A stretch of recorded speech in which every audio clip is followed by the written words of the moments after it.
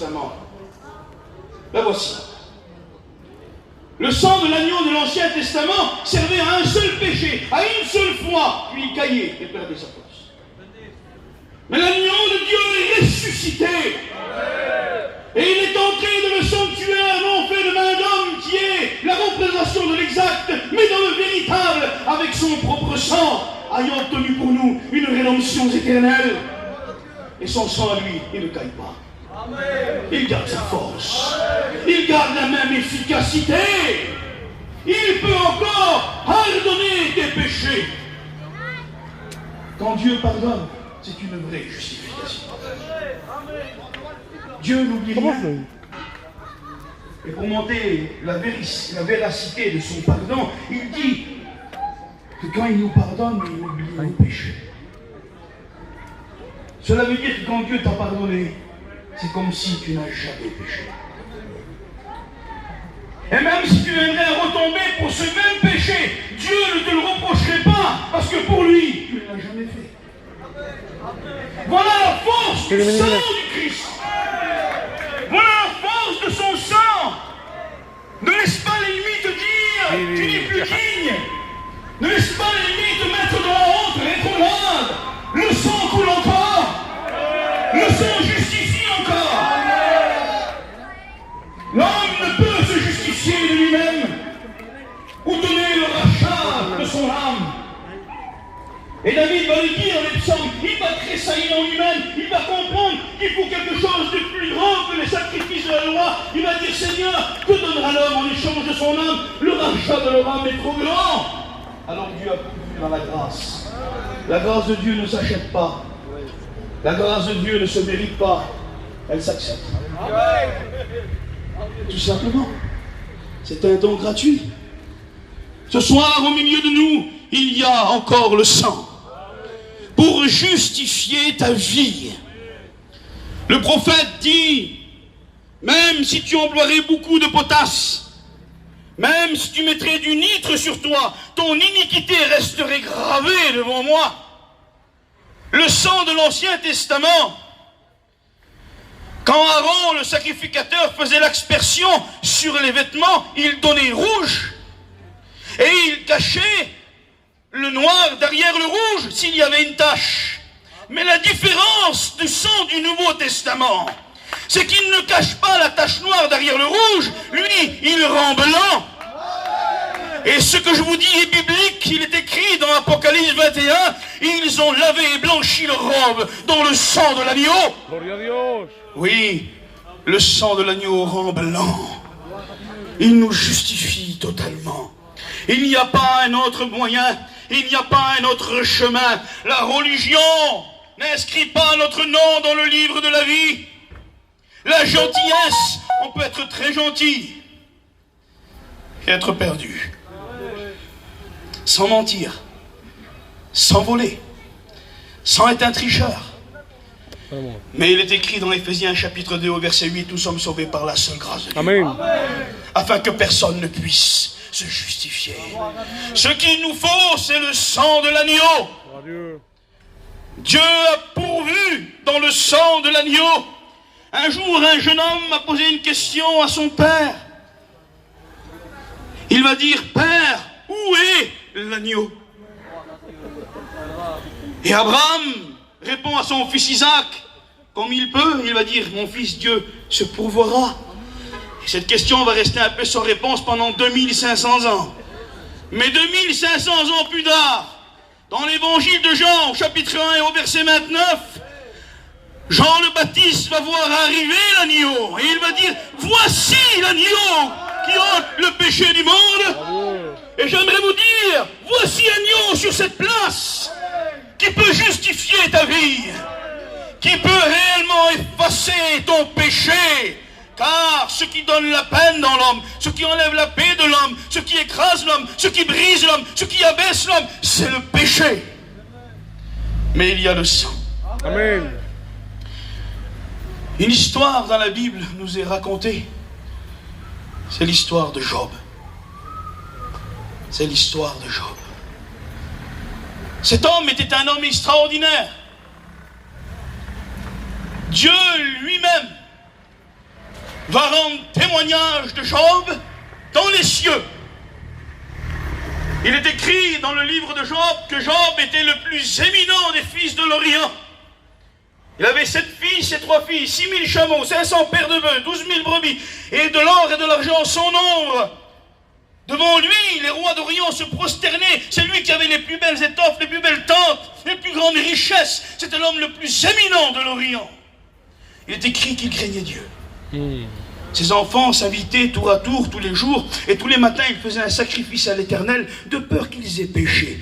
C'est un homme qui aimait et qui craignait Dieu. Et un jour les fils de Dieu, les anges, vont se réunir dans le ciel. Il est écrit, Job chapitre 1 verset 6.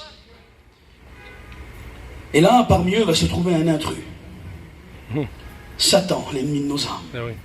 Et Dieu va parler à Satan, il va lui dire, où étais-tu Satan? Et Satan va dire, de me promener, de parcourir la terre. Et Dieu va dire quelque chose qui m'étonne. Il va dire, as-tu remarqué mon serviteur Oui. Job? Il craint Dieu. Il se détourne du mal. Il est intègre et droit. Dieu dans le ciel rend témoignage d'un homme sur la terre. Quel homme juste.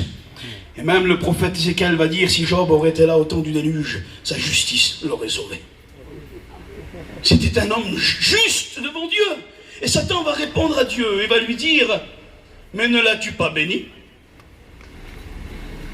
Tu as couvert sa maison de bénédiction, ses fils sont en pleine santé, et ses troupeaux couvrent les contrées. Va, touche à tous ses biens, et je sais qu'il te reniera en face. Et Dieu va dire à Satan, va, je te permets de toucher à tous ses biens, mais ne touche pas à lui, ne touche pas à son âme.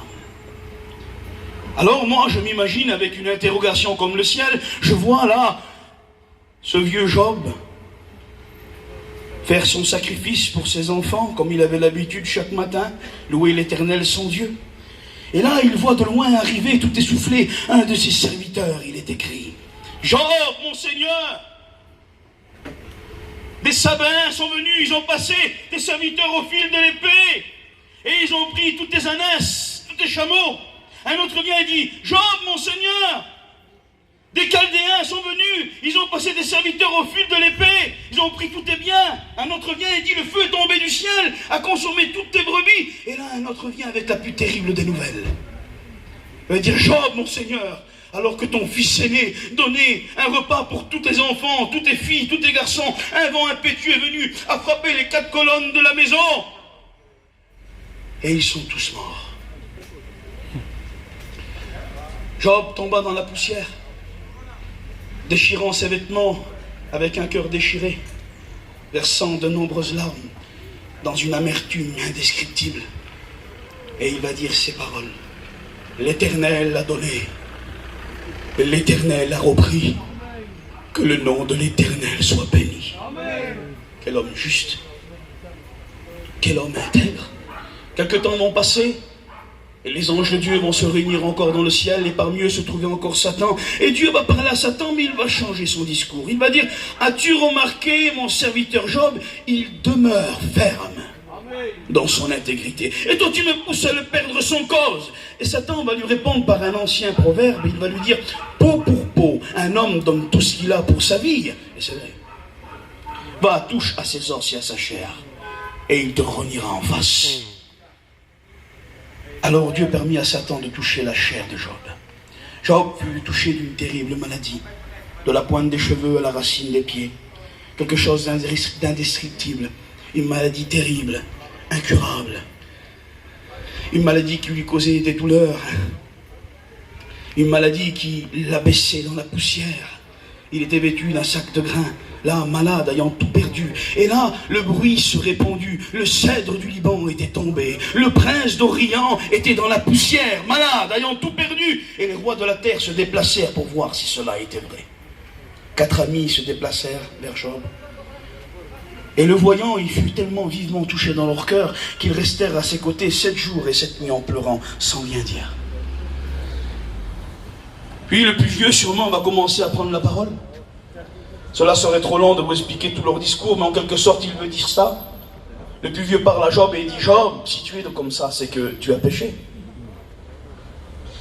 Dieu punirait-il le juste comme l'injuste? Cela n'est pas possible. Et le deuxième va prendre aussi le même discours. Et le troisième aussi va prendre le même discours. Repens-toi, Job, car si tu es dans cet état, eh bien, c'est que tu as péché. Et Job va essayer de se justifier. Et Job va dire, j'ai fait plier ma volonté aux paroles de sa bouche. Amen. J'ai été l'œil de l'aveugle, la bouche du muet, le père de l'orphelin, le soutien de l'aveugle. J'ai donné à manger à celui qui avait faim. J'ai revêti celui qui était nu. Et je n'ai pas refusé ma tente à l'étranger qui passait dans le pays. Il va essayer de se justifier. Et là, le plus jeune va prendre la parole, voyant les plus vieux qui n'arrivaient pas à discuter avec Job. Et il va dire quelque chose d'extraordinaire, ce jeune-là. Il va dire, je croyais que la sagesse était dans le nombre des années et dans les cheveux blancs. Mais je me rends compte aujourd'hui que la sagesse est dans le cœur, dans l'homme qui habite l'esprit de l'Éternel. Et là, il va dire à Job, Job, l'homme ne peut être juste devant Dieu. Tu ne peux pas te justifier. Tu ne peux pas trouver ton cœur bon malgré ta justice devant Dieu. Tu ne peux pas te justifier. Et Job va dire quelque chose qu'il n'aurait pas dû dire. Il va dire, je voudrais trouver le sanctuaire de Dieu. Je plaiderai ma cause devant lui.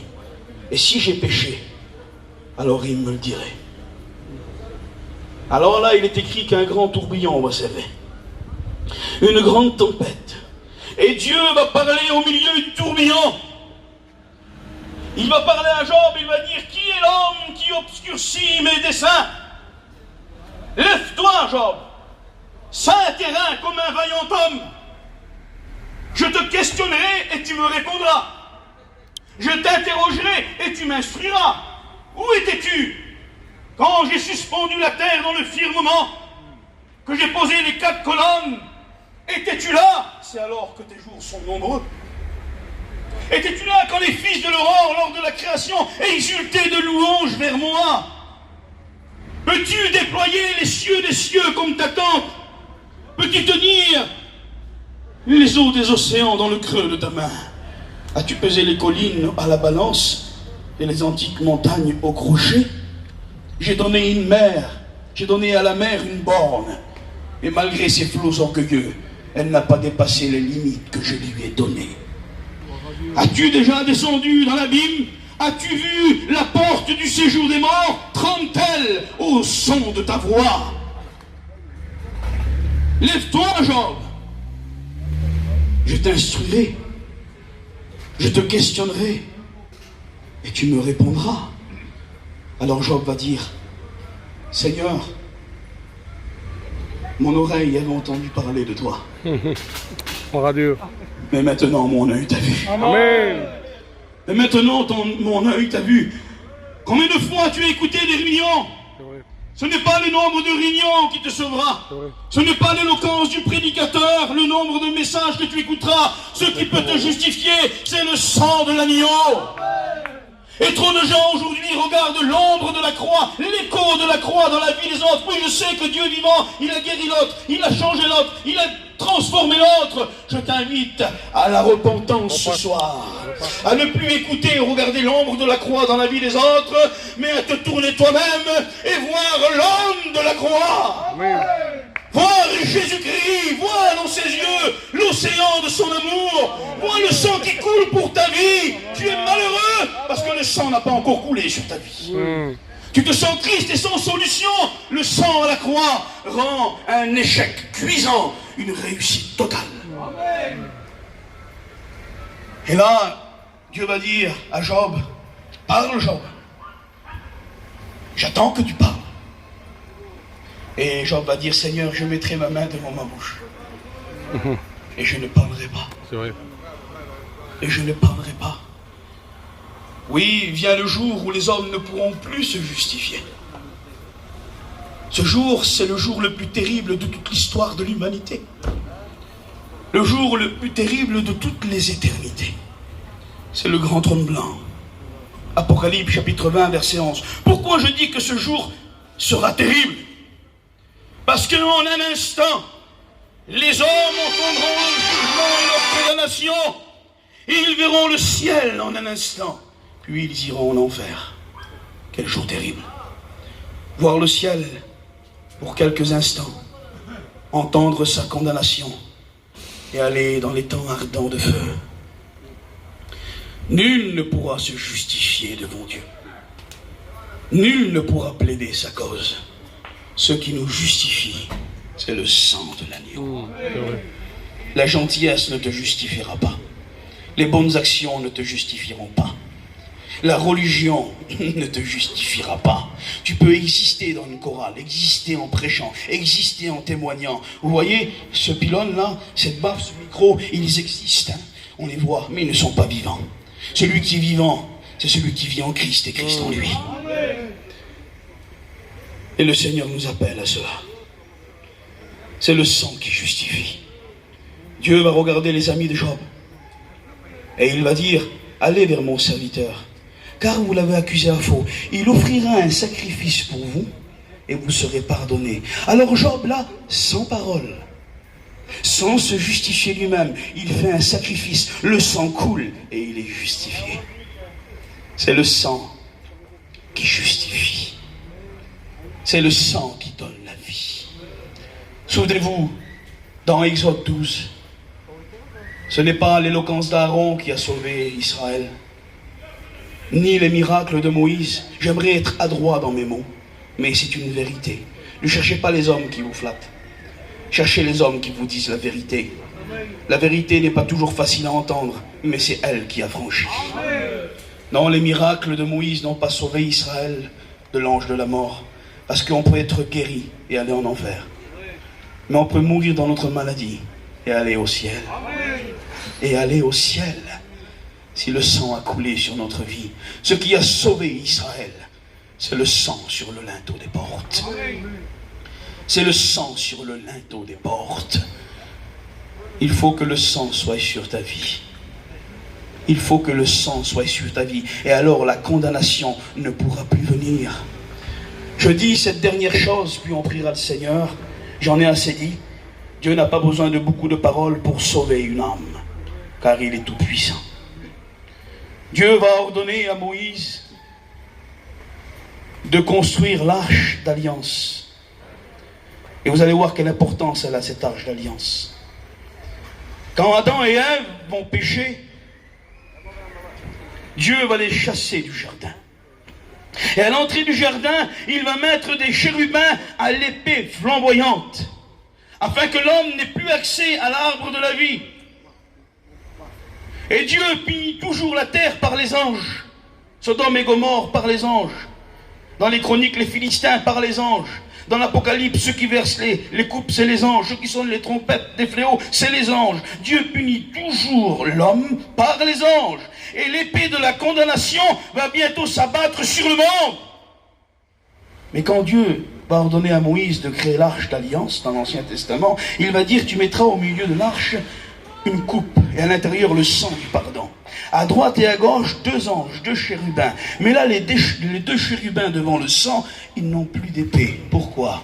Parce qu'il n'y a plus de condamnation pour ceux qui sont en Jésus-Christ. Il n'y a plus de condamnation pour ceux qui sont en Jésus-Christ. Celui qui est en Jésus-Christ, même s'il meurt, il vivra. Parce qu'il est la résurrection et la vie éternelle. Connaissez-vous le jour où la mort est morte?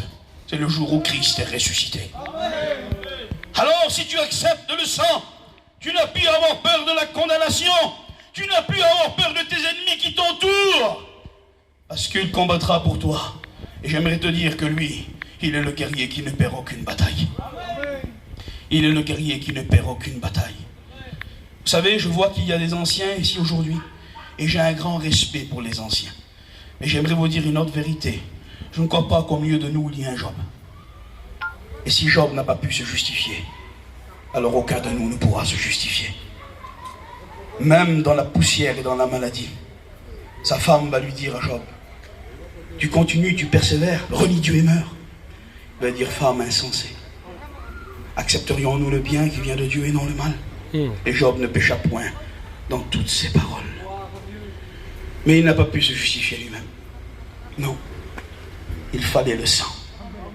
Il fallait le sacrifice. Et Dieu a pourvu. À la désobéissance, le chemin de l'homme a dévié. L'étang ardent de feu a été créé pour Satan et ses démons, non pour les hommes. Mais à la désobéissance, le chemin a dévié et l'homme descend vers l'enfer. Mais entre la désobéissance et les temps ardents de feu, Dieu a planté la croix. Amen. Et aujourd'hui, tu peux être justifié par le sang de l'agneau. Le sang de Jésus, son Fils, nous purifie de tout péché. Vous sentez la grâce? Amen. La grâce est au milieu de nous. Gloire à Dieu. Le sang qui brise toute barrière. Le sang qui a rompu le voile. Rétrograde, tu peux revenir. Toi, que ta vie est un échec, tu peux, par le sang, avoir une réussite totale. Le Seigneur peut pardonner tes péchés, effacer ton iniquité. Oui, ne vous trompez pas vous-même. Ce n'est pas le nombre de réunions qui vous sauveront, ni l'éloquence du prédicateur, ni votre gentillesse, ni la religion. Ce qui nous justifiera devant Dieu et nous écartera le jugement et la condamnation, c'est le sang de l'agneau. Amen. Et le sang coule encore. Gloire à Dieu. Prions le Seigneur. Amen. Seigneur, Gloire à Dieu. avec mes faibles mots, Gloire à Dieu. j'ai voulu faire entendre ta voix. Gloire à Dieu. Oui, Seigneur, tu peux pardonner les péchés. Gloire à toi, Jésus. Tu peux